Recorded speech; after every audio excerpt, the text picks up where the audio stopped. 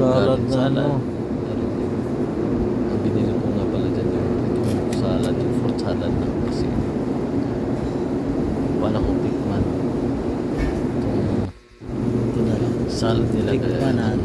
Kinuha ko na lang itong salad na lang. Ito yan na binili ko. 60 pesos sa salad. Tikman natin. Yung 60 pesos ang price niya guys. Tama Bigat lang na. yung price niya dahil mahal na talaga yun. Hanap na nga. Fries. French fries. Sa grocery niya. French fries. Ano yung ating nakikita niya? Parang naghahanap ako ng gatas sa Christmas. Kilo ng French fries. Hindi. French fries ba guys? Yung price ng French fries. Parang isang kilo niya. Medyo nasa 150, 170. Ganun price. Basta punta rin ako sa ito sa may hotdog. Ang bumili nga pala ng hotdog dito. Ayan. At dito na guys. Dito na ako napunta ulit sa may gatas sa fresh milk and eggs. Yung paboritong fresh milk guys ay Selecta kasi buy one take one na nakalagay doon. Single na Masyadong marami kaya selecta ng gatas. ano, yun, masarap ang Selecta, di ba? Ano tayo? Medyo matamis-tamis. Walang sterilize. Ganun ganas. Subukan natin ito. Pero dito na ako Ang sa sarap siguro. sterilized na bourbon. Medyo mura siya, nasa ano siya, 104 yata. Mabigat pa. Tapos na tayo, nakakuha na tayo ng gatas. At naghanap na tayo ng ibang guys. Ay, tapos na pala guys. Okay. Magbabayad na ako sa counter. Yan. Uwi na tayo.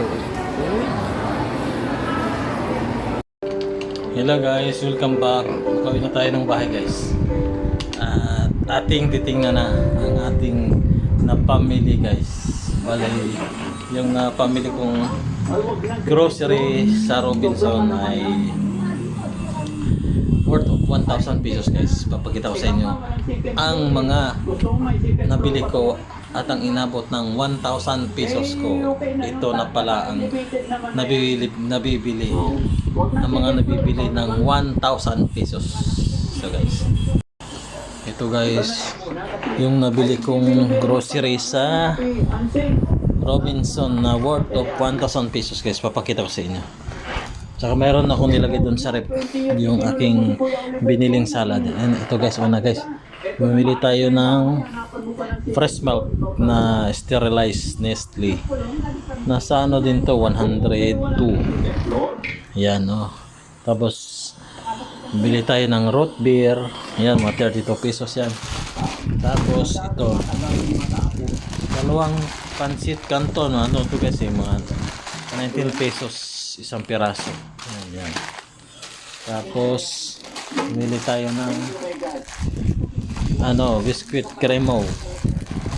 Yan, nasa ano din yan, mga 90 yata, mga ganun. Saka isang Rebisco biscuit din guys. Yung mga pang ano lang na bili natin guys, yung pang araw-araw na pagkain. Tapos ano to, bumili din ako ano guys, sabon. Ayan, sabon. Kasi wala na akong sabon, powder sabon. Lagay natin dito. Tapos corn beets, mga kadalasang ginangat-ngat natin. Tapos asukal guys, ito lang asukal binili ko. Tapos may binili din akong milk para kay Luna. Bakit ano, nabasa? Milk yan guys, para kay Luna. Tapos ito guys, yung ano pala, kaya nabasa to yung sa frozen na ano, hotdog. Ito guys Del Monte na ketchup. Yan nilabas. Tapos bumili din ako ng yogurt. Ano, tagal ako din nakakain ng yogurt guys, kaya bumili din ako. Tapos mga dilata guys, yan o. Bumili ko ng CDO na carne norte, corn beef. Tapos century tuna.